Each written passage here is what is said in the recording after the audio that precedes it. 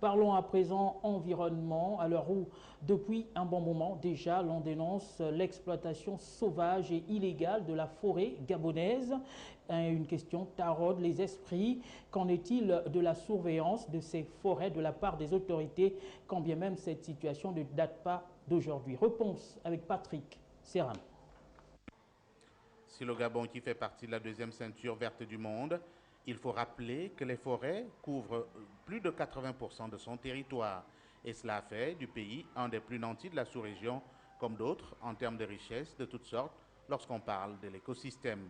Depuis les indépendances, l'exploitation de ces forêts est à la base de toute forme d'épanouissement économique, mais des décennies sont passées et au lendemain du deuxième sommet de la Terre tenu en Afrique du Sud en 2002, les dirigeants du monde, conscients de la menace de la dégradation des écosystèmes, ont entrepris de mettre sur pied des politiques de conservation des forêts de tout genre.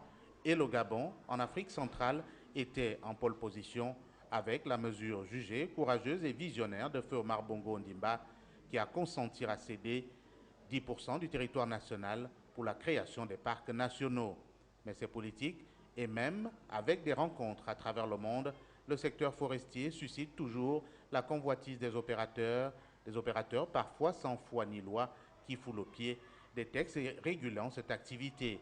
On note alors les exploitations illégales, particulièrement au Gabon, avec des coupes qui dépassent l'entendement et avec surtout des exploitants qui ont des complices tapis dans l'ombre des administrations.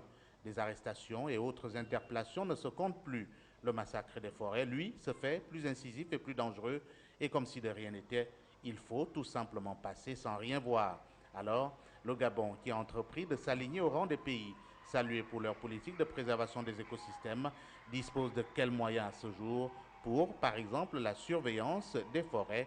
Le pouvoir émergent avait de longue date fait la publicité à grand renfort médiatique de l'agence gabonaise d'observation et d'études spatiales qui s'était dotée d'autres missions, à savoir la surveillance du territoire national. Les forêts étaient-elles inscrites dans cette initiative pour que finalement toutes les données soient disponibles? Si évidemment les Gabonais ne sont pas informés de l'activité de la dite agence, il est presque sûr que la surveillance des forêts pourrait ne pas intéresser le pouvoir, mais il faut bien que cela cadre avec les lois et conventions signées. Ainsi, ce serait plus logique.